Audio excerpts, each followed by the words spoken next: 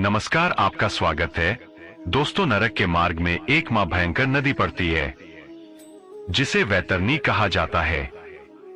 इस अत्यंत दुष्कर और भयंकर नदी के बारे में भगवान श्री कृष्णा ने गरुड़ जी को बताया है। गरुड़ पुराण के धर्मकांड में वैतरणी नदी का विस्तार पूर्वक वर्णन किया गया है। किस प्रकार के पाप करने पर प्राणी को इस नदी से गुजरा पड़ता है तथा इस नदी का विस्तार और आकर कितना है, इस नदी को पार करने में कितना समय लगता है आदि के बारे में भगवान श्री कृष्णा ने गरुड़ जी को बताया है। इसके साथ ही गरुड़ पुराण में अन्य एक नदी का वर्णन मिलता है जिसे पुष्पभद्र कहा जाता है। यह नदी अत्यंत पवित्र, सुंदर और सुख प्रदान करने वाली है। इस नदी में गिरने वाले प्राणियों को कौन से सुख की प्रताप होती है, इसके विषय में भी भगवान श्री कृष्ण ने गरुड़ जी को बताया है।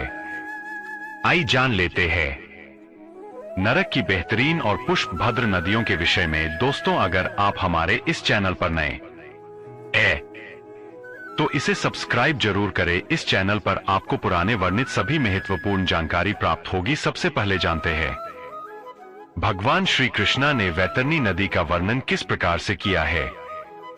एक बार गरुड़ जी भगवान श्री कृष्ण से कहते हैं, हे महाप्रभु, अब आप परम कृपा करके वैतरणी नदी के प्रमाण का वर्णन करें तथा इस नदी को पार करने के लिए प्राणी को कौन से उपाय करने चाहिए।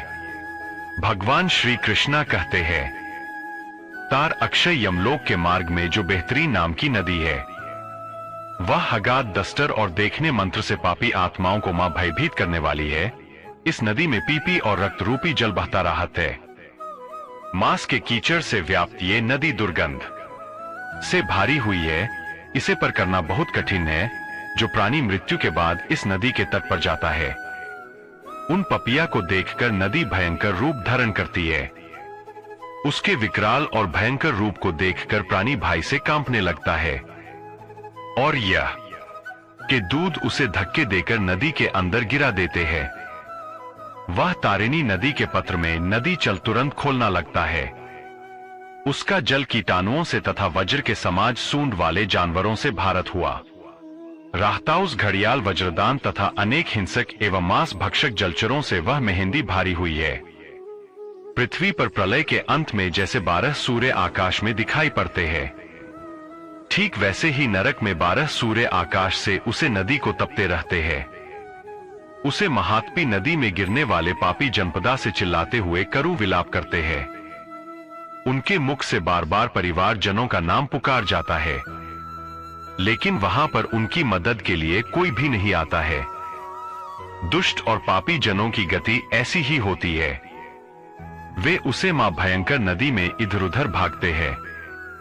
ऊपर से तपते 12 सूर्य की गर्मी से कष्टप्रद होकर वे नदी के जल में डुबकी लगाते हैं, लेकिन उससे भी उनके तन को शांति नहीं मिलती है। इस पीड़ा को सहकार वे अपनी आत्मज्ञानी से व्यथित होते हैं। भयानक प्राणियों से भारी होती है। नदी में गियर हुए पापी उन प्राणियों से भयभीत होकर इधर उधर भागने लगता है। लेकिन कुछ आत्माएं ऐसी भी होती है जिनके लिए वैतरणी नदी सुख प्रदान करने वाली होती है। उसे नदी में गिरने पर उन्हें तृप्ति मिलती है। उसे नदी में सुंदर सुंदर सोने से बनी नौका होती है। उन नौकाओं में स्वरमाला उन आत्माओं से पूछते हैं, यदि तुमने पृथ्वी लोक पर गे का दान किया है तो तुम इस नौका पर स्वर हो जो और सुखपूर्वक वैथिनी नदी को पार करो। और यदि किसी पापी ने गे का दान नहीं किया होता है, उन्हें यह के दूध धक्के मारकर नदी में गिरा देते हैं। नदी में स्थित नुकीली कोंच वाले कैवा, बगुला, उलूक नमक पक्षी उसे पर प्रहार करते हैं। जो मूंद बुद्धि मनुष्य ईश्वर की, गुरु की, माता पिता की तथा पितरों की निंदा करता है, उनका अपमान करता है, मृत्यु के बाद उन पपिया को बेहतरीन नदी में ही गिराया जाता है। जो मूंद बुद्धि पुरुष अपनी पतिव्रता, सुशीला और धर्मपरन पत्नी का परित्याग करता है, उन सभी को वेतारानी नदी के तट पर लाकर धक्के मारकर अंदर गिराया जाता है। जो व्यक्ति उसकी शरण में आए हुए मित्र, साधु, सन्यासी, स्त्री, बालक तथा वृद्धों का वध करता है, उसे पापी को भी वैतरनी नदी में ही गिराया जाता है। नदी के बीच में जाकर वे करू विलाप करते हुए अत्यंत कष्ट भोगते हैं। जो पापी शांत और कमजोर लोगों को अकारण ही दुख देता है, उनके ऊपर अत्याचार करता है, वह भी इस नदी में गिरता है। उसका वास भी बेहतरीन नदी में होता है। दूसरों की आजीविका को नष्ट करने वाला, आग लगाने वाला, दूसरों को विश्व देने वाला, झूठी गवाही देने वाला, शराबी, यज्ञ में वाइन डालने वाला, गुरु पत्नी के साथ गन करने वाला, हरि कथाओं पर हंसकर वाइन निर्माण करने वाला इस मेहंदी में गिराया जाता है।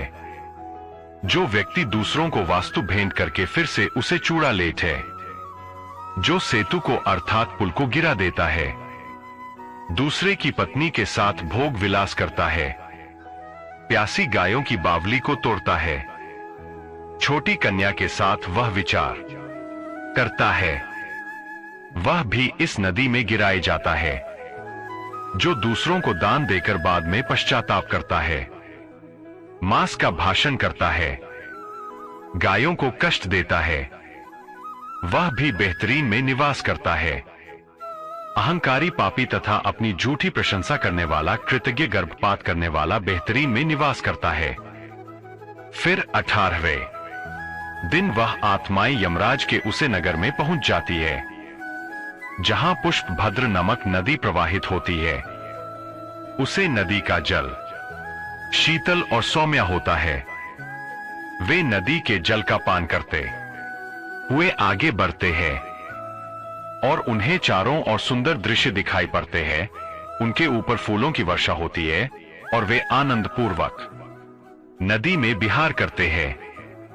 उसे नदी के तट पर बहुत ही सुंदर वृक्ष है, जहां पर जीव विश्राम करना चाहते हैं, किंतु यह के दूध पापी लोगों को विश्राम करने नहीं देते हैं। उसे प्राणी के पुत्रों के द्वारा जो भी मासिक पिंड दान किया हुआ होता है, उसे वह इस स्थान पर प्राप्त होता है और वह उसे खाकर आगे बढ़ता है। तो दोस्तों, इस प्रकार से यमपुरी जान के मार्ग पर प्राणी को इन दो नदियों से गुजरा पड़ता है, तभी उसे प्राणी की मुक्ति होती है। उम्मीद है आपको यह जानकारी अच्छी लगी होगी। वीडियो को लाइक जरूर करें और कमेंट में जय श्री कृष्णा अवश्य लिखें। ऐसी ही आध्यात्मिक जानकारी के लिए हमारे